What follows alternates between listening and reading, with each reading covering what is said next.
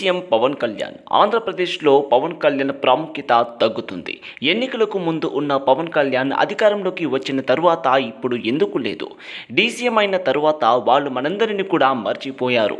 వాళ్ళు మనల్ని పట్టించుకోవట్లేదని జనసేన కార్యకర్తలు ఏడుస్తున్నారు.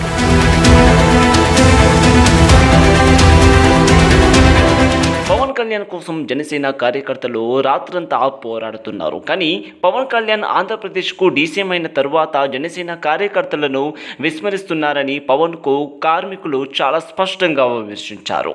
ఒక నాయకుడికి విలువ ఎప్పుడు తెలుస్తుందో తెలుసా?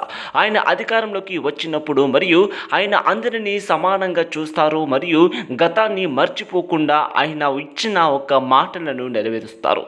కానీ పవన్ కళ్యాణ్ తనకు నచ్చిన వారిపైన అధికారాన్ని ప్రయోగిస్తున్నారు.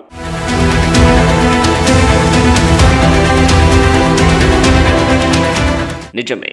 ముఖ్యంగా పవన్ కళ్యాణ్ సోదరుడు నాగబాబుకి ఎమ్మెల్సీ సీట్ కూడా ఇప్పించాడు. కానీ తన పార్టీ కోసం కష్టపడి పనిచేసిన కార్యకర్తలకు దానివల్ల కలిగే ప్రయోజనం ఏమిటి అనేది ప్రధాన ప్రశ్న. మొత్తానికి పవన్ కళ్యాణ్కు తనకంటూ ఒక పేరు ఉంది. ఒక రాష్ట్రానికి డీసీఎంగా రాబోయే రోజుల్లో ఆయన తన డిమాండ్ను మరింత పెంచుతారని, జనసేన పార్టీ కోసం కష్టపడి పనిచేసిన కార్యకర్తలకు న్యాయం చేస్తారని నమ్ముతారు. దీనికి సమాధానం కాలమే.